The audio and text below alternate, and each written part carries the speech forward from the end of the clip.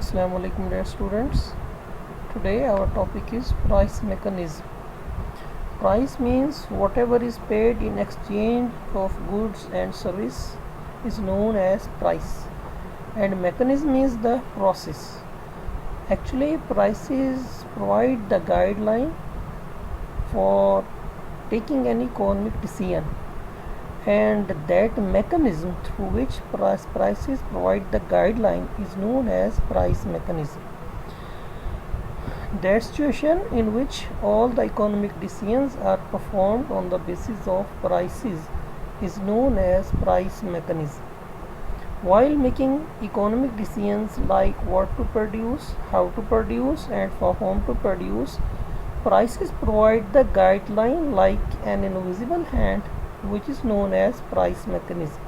So, from this we conclude the guideline given by the prices to the consumer to what to do or what not to do, that is known as price mechanism.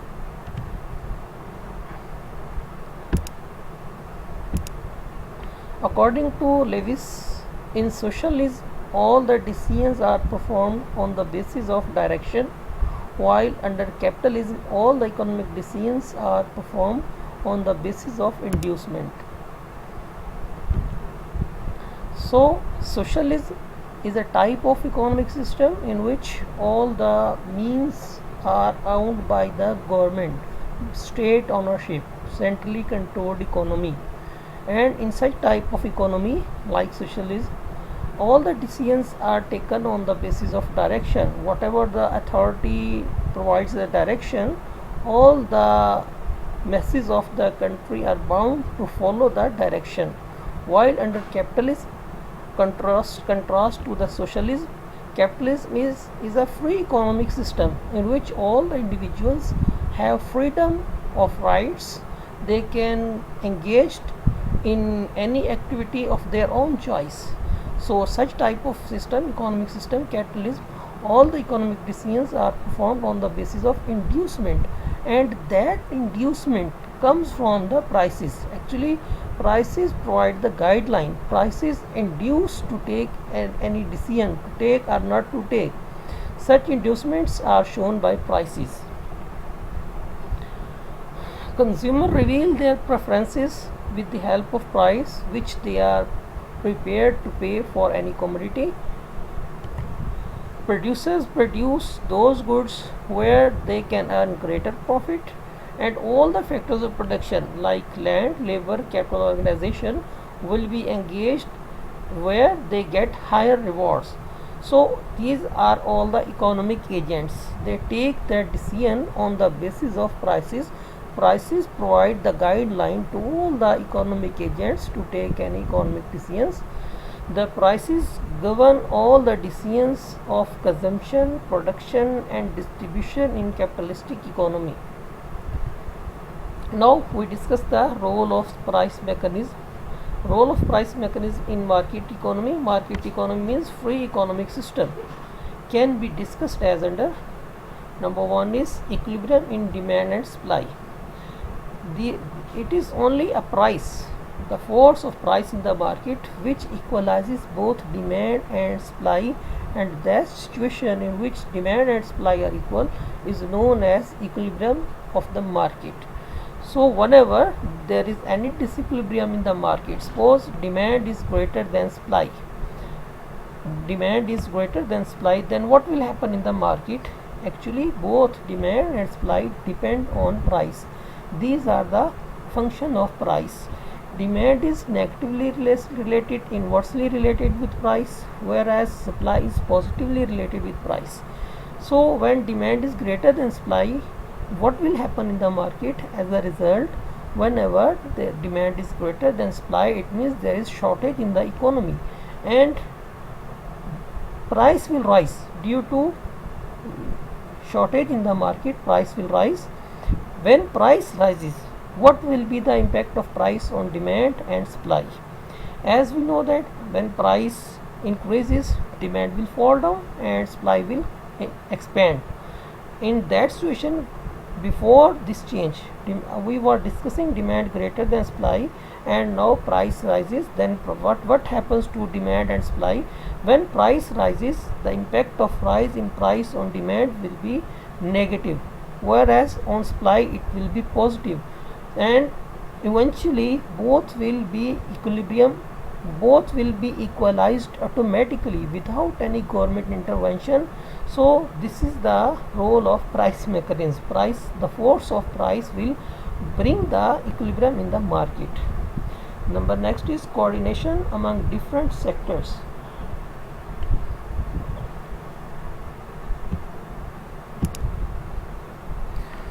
Price mechanism brings the coordination among the different sectors of the economy. For example, production and consumption. Production is related with the producers and consumption is related with the consumers, and both maintain the equilibrium by getting the guideline from the prices. Similarly,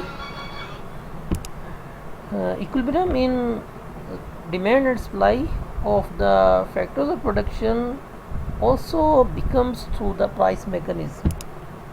So next is coordination among the conflicting interest.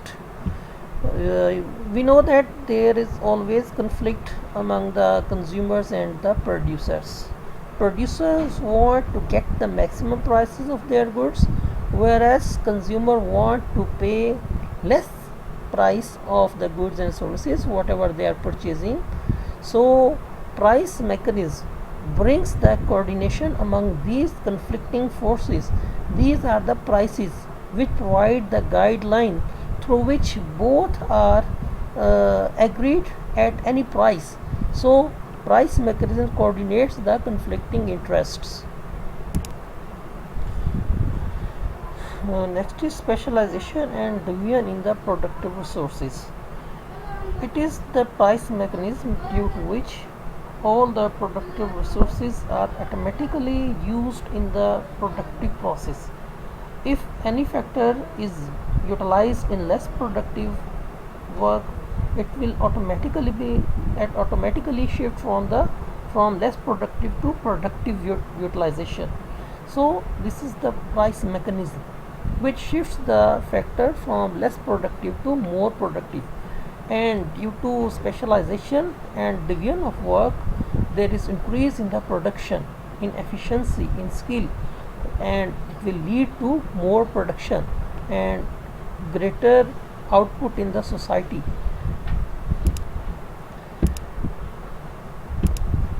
Next is flexibility in the economy. Flexibility in the economy means this is the quality of price mechanism through which the whole economic system is flexible. For example, due to likes and dislike of the consumers, if due to any factor, if likes and dislikes of the economy are changed, then economic decisions will be taken accordingly. If any good is out of fashion, then automatically the producer of that commodity will curtail the production of that item, and if anything is utilized, is becoming the part of fashion, then automatically the producers of that good will produce more of that commodity. So this is the flexibility in the economic system due to the prices. When anything is out of fashion, then people will dislike that thing, and whenever the people dislike anything, the producers will stop the production of that product.